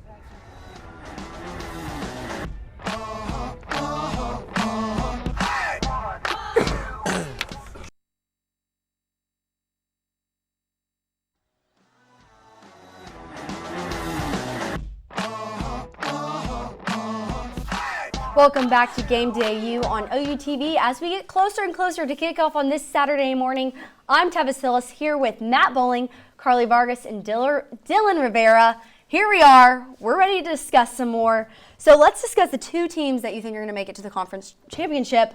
So let's start with the SEC. Dylan, who do you have? SEC, all right. I've got LSU and I've got Georgia. Those are my 2 teams making the SEC championship. I think LSU, led by Joe Burrow, is a really good football team, and I think they deserve their number 2 ranking that they have right now.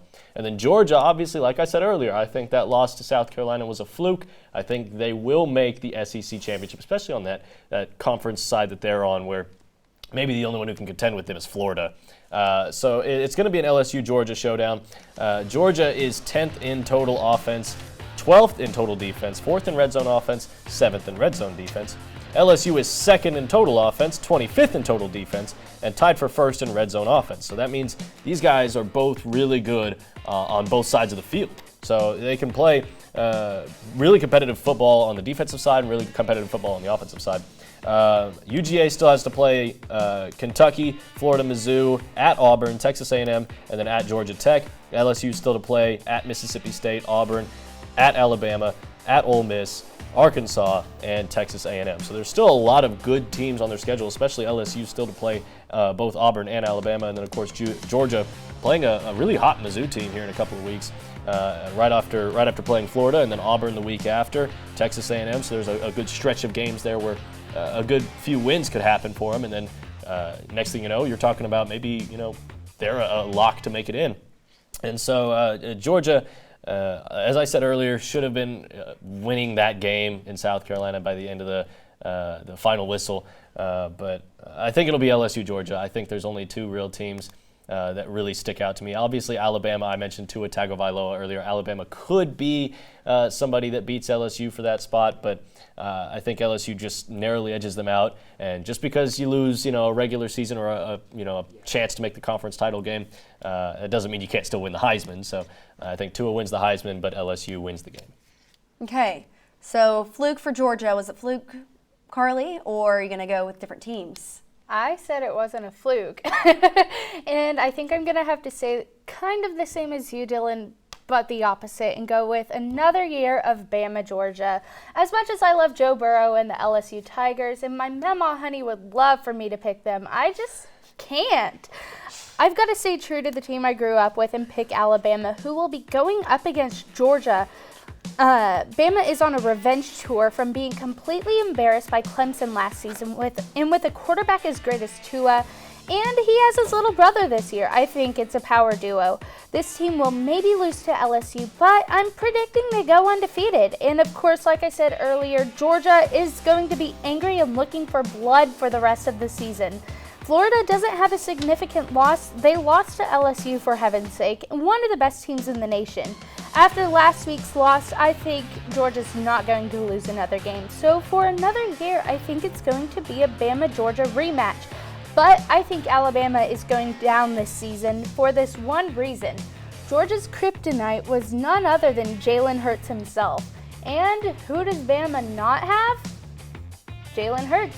Bama also doesn't have Nana. Nana's on that list. No, Nana is not. Or Baba Huddy. The whole family. Now, Matt, I need you to shake some things up, so hit it. Yeah, I am going to shake it up. I am going with a rematch of that great game we saw in Baton Rouge last week, LSU, Florida. Ooh. My biggest takeaway from that game, both of these teams are legit. LSU had a huge night on the ground, averaged 9.1 yards per carry against a Florida defense that came in allowing just 2.9 yards per carry. Joe Burrow had another great game, 21 of 24, 293 yards, 3 touchdowns. This LSU offense looks like a serious threat to a Bama defense that hasn't been dominant this year. But Florida, also reason for optimism. Kyle Trask and the offense were poised against an insanely talented secondary. Trask threw for 310 yards, 3 touchdowns. That late interception that unfortunately broke the Gators' backs was really his lone big mistake on the evening. Guys, I think this is a Florida team that is capable of beating Georgia, capable of beating Missouri, and capable of winning the SEC East. Okay, let's move straight into the Big Ten. Who do you have, Dylan? I have Ohio State and Wisconsin. Those are my two teams making it. Obviously, I've already talked about how Wisconsin's defense is extremely good.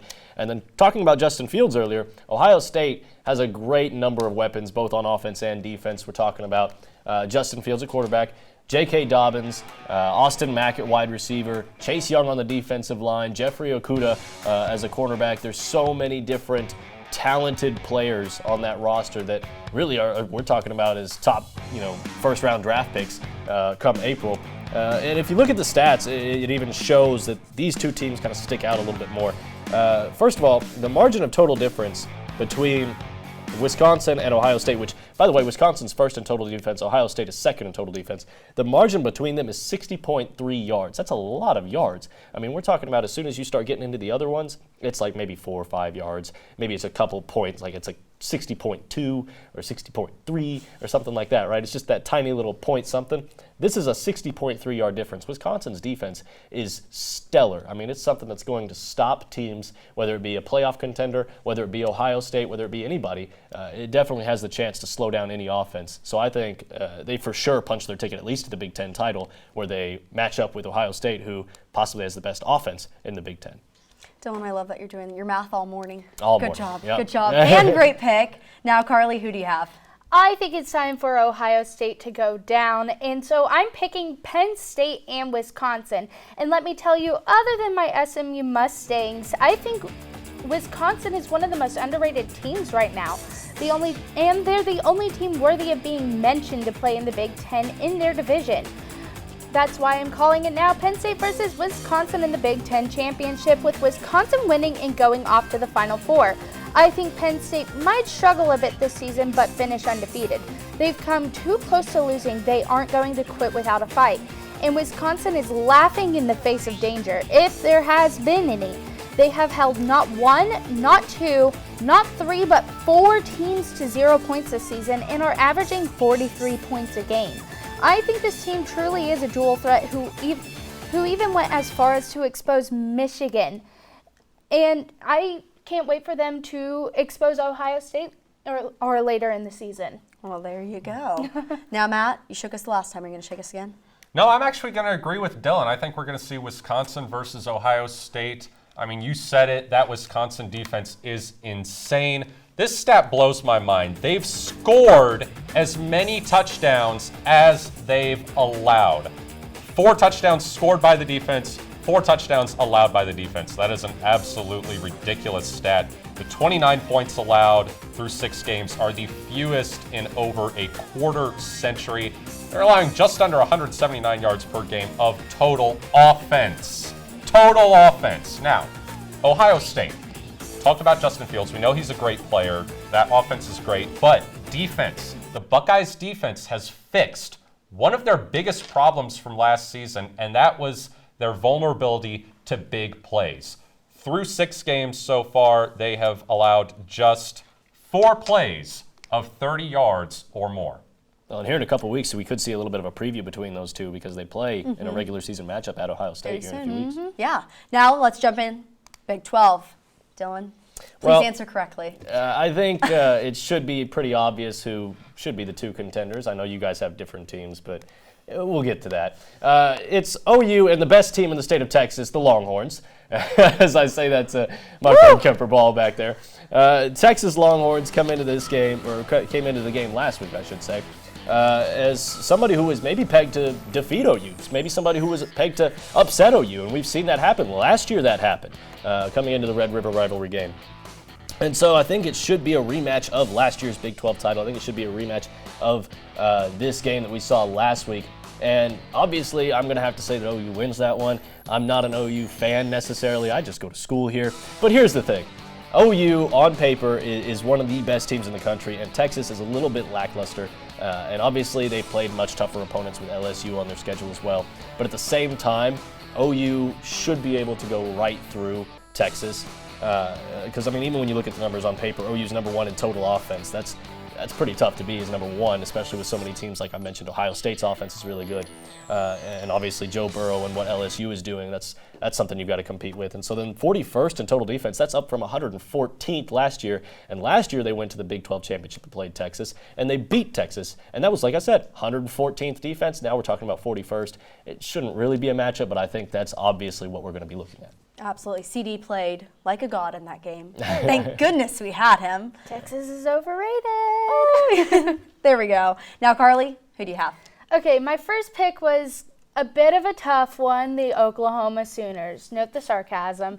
And this might be a bit of a stretch, but I'm going with Iowa State. With a Heisman frontrunner, a number 1 offense, and a defense finally worth mentioning, I think this year more likely than ever the Sooners have a good chance of maybe even winning the Natty. Who knows, maybe one day they'll be the next Alabama with a dual threat number 1 ranked team across the board. As for Iowa State, even though they got beat by the Baylor Bears, I can for sure see them winning the rest of the season, if maybe one more loss to Oklahoma. This team is known for upsets, and the best time to show that is when they face off with Texas. That's really their only competition for the rest of their season. Their only 2 losses were within 2 points, and one of those was against a team who almost beat Penn State last week. All of their other wins, except for one, have been at least a 24-point difference. I don't think Iowa State is a bad team. It's just they get so close yet fall short at the last minute. They're close. So let's just hope they don't do that the rest of the season. Yeah, absolutely. Now, Matt, keep the pattern going. Yeah, Pick OU. I've got Oklahoma, and I think they'll face Baylor. I mean, yeah, it's Oklahoma. What else can you say? I mean, it would take nothing short of an absolute catastrophe for the Sooners not to make the Big 12 title game. But Baylor, I think, is underrated. I think this Baylor team, they've got the best quarterback in the state of Texas in Charlie Brewer.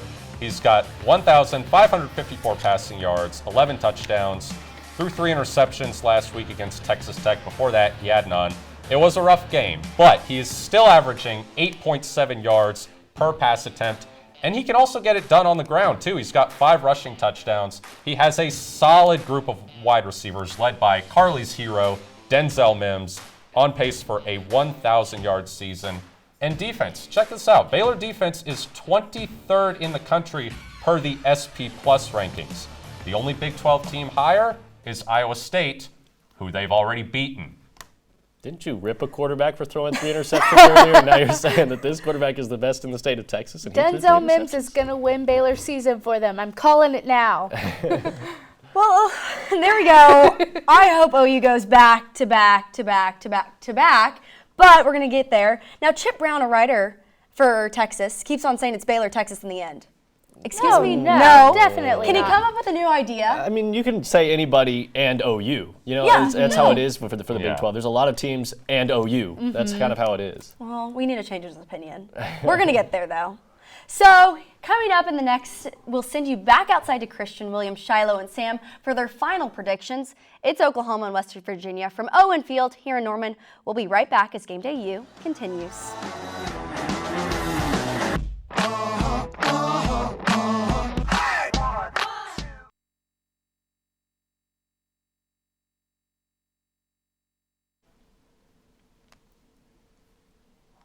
Welcome back to Game Day US. Kickoff between OU and West Virginia is now just a little bit more than an hour away. I'm Tevis Hillis alongside Matt Bowling, Carly Vargas, Dylan Rivera. These three are ready to make their picks for today's top matchups across the country. Now, let's get rolling with the pivotal Big 12 showdown between Baylor and Oklahoma State. It's not much of a stretch to say the Pokes have been the best two skilled position players in the country, running back Chuba Hubbard and wideout Tylan Wallace, but there are some definite question marks naming the defense and the play of quarterback Spencer Sanders. On the other hand, with the obvious exception of Oklahoma, Baylor is the only unbeaten team left in the Big 12 after a thrilling win over Texas Tech last week. If Matt Rule's team can get past the Cowboys today, will not only secure a bowl berth, but they'll also drastically improve their chances of heading into that November 16th meeting with Oklahoma at 9-0. Dylan, who have you got in this one? Well, I picked Oklahoma State against Kansas State, and they did well for me. You know, they beat the unbeaten Kansas State at the time, the ranked Kansas State. So I'm going back with the Pokes. They're going to take on Baylor, and they're going to win that one. I've got Chuba Hubbard leading the way in that game, obviously.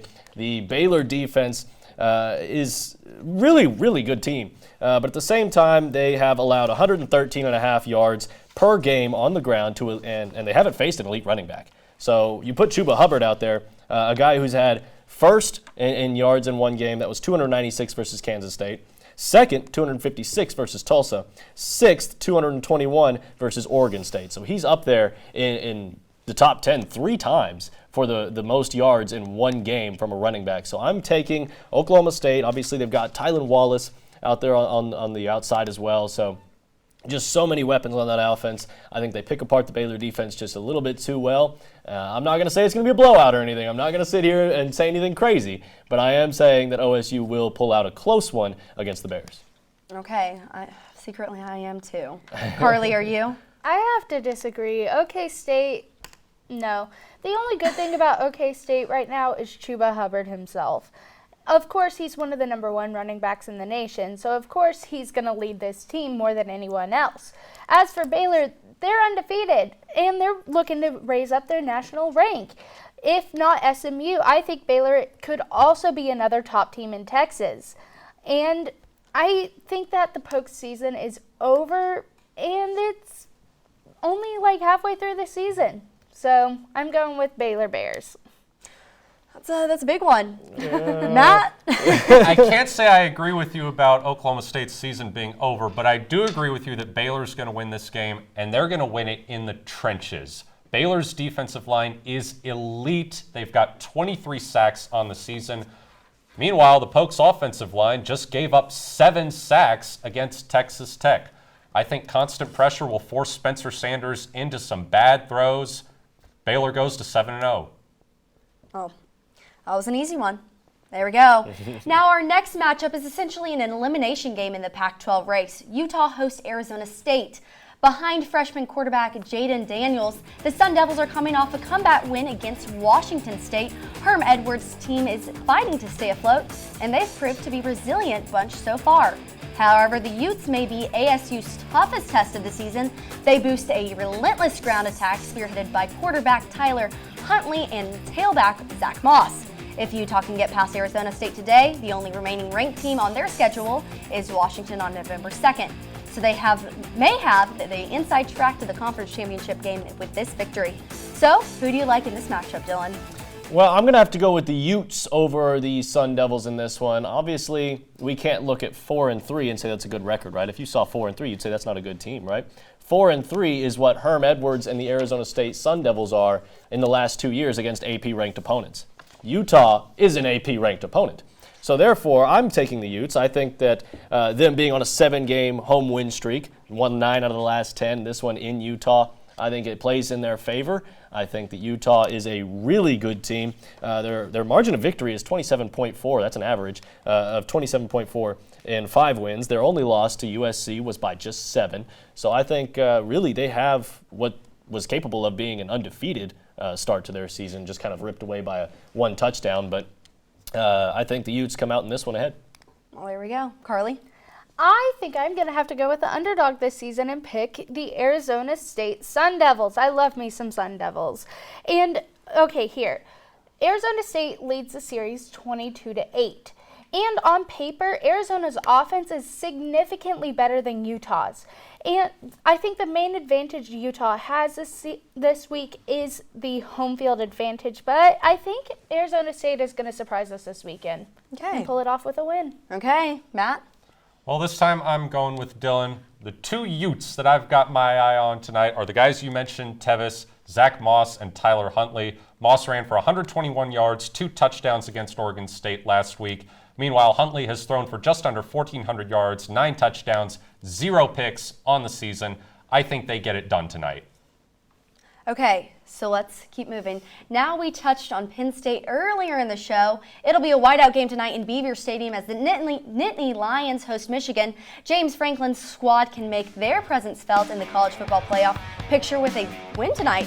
They're coming off a hard-fought triumph over Iowa last week, and they'll have a rowdy crowd behind them tonight with Ohio State and Wisconsin seeming taking all the headlines in the Big Ten. Penn State should come out hungry to prove there are no pretenders. Now for the Wolverines, their underdogs tremendous pressure. They got a scare from Illinois last week, and with no real signature win in the 5 seasons at the school, Jim Harbaugh may be coaching for his job here in 2019. Now, thoughts on this contest? Well, I'm going to say this to you and now to William Sule as well because of what he said earlier. There we go. I want to slow down this Jim Harbaugh's getting fired talk, okay?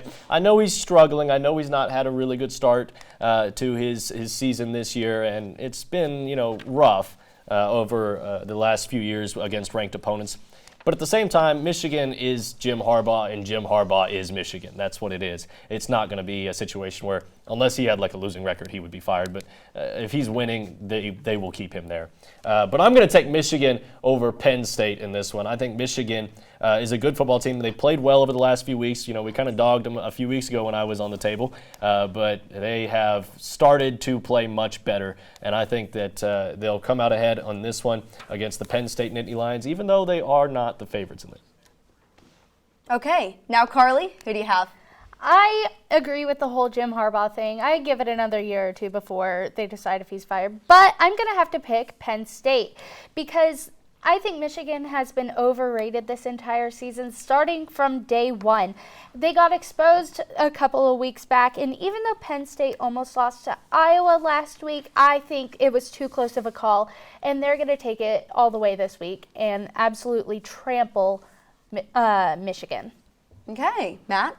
Yes, the overrated bowl. Remember when people were talking about Shea Patterson as a possible Heisman sleeper? Look, I don't need to get into any advanced stats here. The Nittany Lions are clearly the superior team on both sides of the ball. They're going to get the win in a rowdy home environment. Quick, to the point. Great job. Okay, we're going to go with our upset picks today. Dylan? All right, well, mine on paper, it's kind of tough to see it just because of the way Purdue's been playing over the last few years, but I am taking the Boilermakers over the Iowa Hawkeyes for this week. I think coming into it, Purdue is an explosive offense. Obviously, Rondale Moore is out, so there's only so much we can say about their offense without him on the field because he played really well in his first 2 games. I mean, it was astronomical numbers. But both teams are coming into this conference 1-2. Iowa coming off of 2 straight losses, playing some bad ball right now. Maybe Purdue can strike at the right time and kind of kick them while they're down. Okay, Carly, upset pick? All right, I think Washington is going duck hunting this season, and they are going to beat the Oregon Ducks today. Excuse me. I think it's going to be a really close game, but in the end, Washington will end up on top. Okay, Matt. I'm picking Temple over Carly's favorite team, SMU. Mustangs are 99th in the nation in pass defense. Temple has a strong O-line, has given up just 7 sacks on the season. I think Anthony Russo will be well protected, and he will have a field day. Okay, we have our upsets. We're ready to see how today plays out. Now, guys, we're going to throw back to the outside team. They're ready to answer some questions, so stick around. Game Day U straight ahead.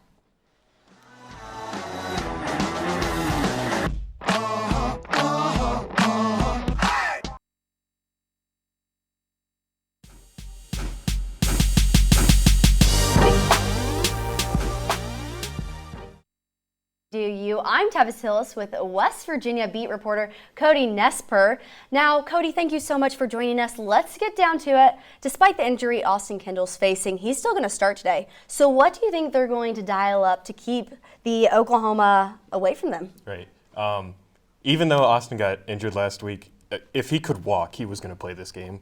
What West Virginia recently has been doing is really quick offensive plays. I think today, especially with the defense Oklahoma has, you're going to see a lot of Austin's going to get the snap and get rid of it immediately. They do a lot of one-read passes, a lot of really quick runs. I would be surprised if they tried to push it down the field too much today. Okay, so now let's switch over to the defense. What do you think the defense is going to do to try to contain Jalen Hurts? So if West Virginia is going to have a chance, it's going to be the Stills brothers on the defensive line, Dante and Darius. When they're both going, they are game wreckers. There's been a few games this year, NC State stands out to me, where they've absolutely dominated, absolutely taken over the game and won it for West Virginia, basically. The concern is the secondary. We have a player out because he got ejected. We have a player with a leg injury. There could be as many as 4 true freshmen starting today. Okay, so now who's the X factor in this game? I'm going to have to go with wide receiver Sam James. He's been on a tear recently. If he can get open in the slot, him and TJ Simmons are a really good wide receiver duo. If he can get going and open up the passing lanes a little bit for Austin, the offense is going to have to score points, and it's probably going to have to be through Sam James. Well, there we go. Thank you so much for joining us today. We'll see what the Mountaineers bring to the table, but for now, we'll send you back to Christian, William, Shiloh, and Sam. Thank you for that, Tavis. We're here on set. Guys, it's the final block. Hit the books, everybody's favorite segment. We've been here for a little bit. It's starting to warm up, thank goodness. Finally. I know Sam's. I'm just hoping the sun just gets a little bit closer this way, just a little bit. But Hey, we've only got 10 minutes to do it, so. Inch by inch. Worth a try. Guys, final words. What you got? Yeah, my final word is complex word, but it's actually really simple. It's replicate. And all you have to do, all the Sooners have to do today is replicate what they did last week. We'll get to your word, and then we'll see what complicated is. All the Sooners have to do is replicate their performance last week. Sule's going to touch on it a little later, not having that kind of that slow start that has hampered. What's going on over here? What am I? Keep going. This is great. This is great. Did a great job, buddy. I lost my train of thought now. Just replicate what you were Replicate what they doing. did last week. It's not hard. I mean, the game plan is out there. It's West Virginia. It's not exactly a threat. But if the Sooners come out a little lethargically, like they did against Kansas, like they did in the first half against Texas on Saturday, then who knows? I mean, we had Iowa State come in here 2 years ago and win in Norman. So you never know what could happen on one of these days. But they come out strong. Shouldn't be a problem. I completely agree. I mean, I don't think anyone here is going to say that West Virginia is going to beat OU today. No. I mean, OU's got it 100%. My word is going to be minutia. And I know it's a big word. Complicated. Pardon your French. Because it's going to be those trivial details that OU needs to focus on in order to win. It's going to be the penalties. It's going to be what happens whenever they get towards the end zone. It's going to be the small things now that they're starting to click on is what's going to push them past all of the rest. We've got the defense, they're in motion. Offense, they stuttered, but it's an OU offense. They're going to get back on it. So now it's just going to be paying attention to the little things, not getting the penalties, not, doing things that are self-conflicting harms. Self-conflicting As injuries. the words of C.D. Lamb. Very eloquent. So yeah, that's my word. Just because I think now we're nitpicking their play, but that's a great place to be. Sure. And my final word is hangover, as in a Texas hangover. You've seen it before. It's a story that's happened. It's not a trap game. It's the opposite of a trap game. It's when you have a huge win. I mean, it's going to be the marquee win on the calendar for Oklahoma this year, and you got to come into this game and still be focused. So have your mind right, not be thinking about, oh, what a great thing we just accomplished. What an incredible feat we just performed. Like, you have to be coming out ready to play. They talked about in the presser, looking forward to West Virginia. They have to have that kind of mindset that they're not looking back on Texas and that they're moving forward to this game. I think it could, I agree. I don't think this is going to be any kind of trouble for this Oklahoma team, especially under the leadership of Jalen Hurts, who has all year been so insistent that they are looking forward to improving, but just got to avoid not leaving cash on the table. Exactly. I agree. And my final word is going to have to be Excel. Not the Microsoft software. No spreadsheets? Nah, no spreadsheets. Not the shirt size? Not. Nope, not big and tall. We're not trying to be big and tall. My word's just going to be Excel. Not a sponsor. I think you guys, plain and simple, hit the nail on the head. I mean, this team is good. They're really going to beat down this West Virginia team. But I'm looking for them to excel in the little things, improve the things that you guys have done wrong. You've improved the penalties. Yeah. As Shiloh so eloquently said earlier. Do we have a graphic defining that word? Because I think people aren't going to know what's going on. Well, that's why I said the trivial details. Webster dictionary is like an OTS picture. You know what I'm saying? Like minutia, noun. All the definition of all of it. They got Google. It's fine. They'll figure it out. It's a powerful tool, by the way. Google. Free advertisement. There you go, Google. Guys, call outs for the week. I don't know why you made that a free advertisement. I'd be like $5, please, thank you. Oh yeah, because they're gonna Venmo me. $5 for the plug. You know, you never know who could be watching this. Seriously. Who's your call out, Sam? My call out, I'm going to look to the defense for my pick, and I'm looking at two guys in particular, the two starting safeties for the Sooners, Valerian Turner-Yell and Patrick Fields. Excuse me. DTY and Fields are second and third respectively on the team in tackles. They've both been really good so far this year. Patrick Fields has a couple sacks as well, but neither one has forced a fumble, recovered a fumble, or gotten an interception so far this year. That is a huge part of Alex Grinch's system. The takeaways, flipping the field, getting the ball back to the offense. And like we talked about earlier, our quarterback in Austin Kendall, good, not great, has made some errant throws. Definitely something those two can capitalize on. Those two are the ball hawk. They are the eyes in the sky in that secondary. And if they can capitalize on some of those Austin Kendall mistakes, the offense is only going to get more chances to score, and you can never go wrong with that. So DTY and Pat Fields looking for at least one of them to get a turnover today. Okay, all right. You want more out of the defense? I can't complain about that. Yep. So do they. Yeah. I'm going to be focusing on a different team, the special teams. I just think at this point, we're talking about a championship contender now. It's going to be, like I said earlier, the small details, and special teams are a huge part of that. I mean, it's a really nice special team can absolutely set a team apart whenever it comes to those hard games. I think that I just want more, especially on kick returns, really pushing the yardage, trying to get everything they can, every chance they can get. Also, Reeves, he had a punt. Call out from 2 weeks ago. Right. By the way. Shout out Reeves. Yeah, he had a punt that was just down around. I mean, he shanked it. It was his first bad kick of the year too. He's been so consistent for that. Right, and a couple of his field goals were a little iffy too. They were good, but they were ugly. Yeah. So I mean, it's just gonna be really honing in and making every part of this team as high of a caliber as it can be. And special teams, I think, is where the next big improvement should come. Yeah, I agree wholeheartedly. And we've got defense, special teams, so I got to talk about somebody from the offense. I'm calling out Trey Sermon. 0 carries against Texas. You heard that right. 0 carries. And while we talked about it earlier in the show, that might not entirely be his fault. It's still not good. You know, if you're the leader of that running back room, as he supposedly is, he's got to do better. He only appeared on the stat sheet against Texas with a tackle. I'm not really sure when that happened. It might have been on special teams, but the man had a tackle. So it was the Jalen interception. It was the Jalen interception. So not ideal. Like, that's not, if you're Trey Sermon, that's not what your stat line is. What you want it to be. No. It's not what it should be, and it's not what it's going to be today. I think he has a big day today because I think he's hungry. Like, these guys are hungry, and everybody on this offense wants to eat. And if this West Virginia team is as bad as we think they are, I think that Trey Sermon's going to come out and eat. I just want to see it. Yeah, why do you think it was that he wasn't able to see the field as often as weeks prior? I mean, he got plenty of snaps.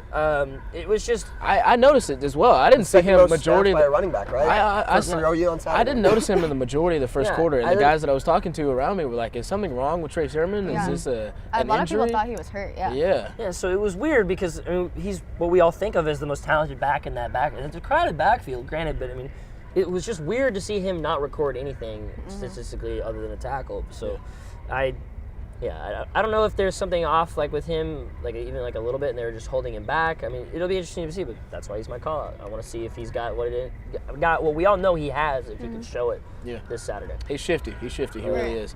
And you talked about it earlier. We talked about the secondary all afternoon. I feel like last year we talked a lot of bad about the secondary. So now that they're doing well, we've got to talk good about them. Right. My call out is going to have to be Jaden Davis. I saw Jaden Davis move over to nickelback last week, along with Buki Radley-Hiles when Texas went out in five wide.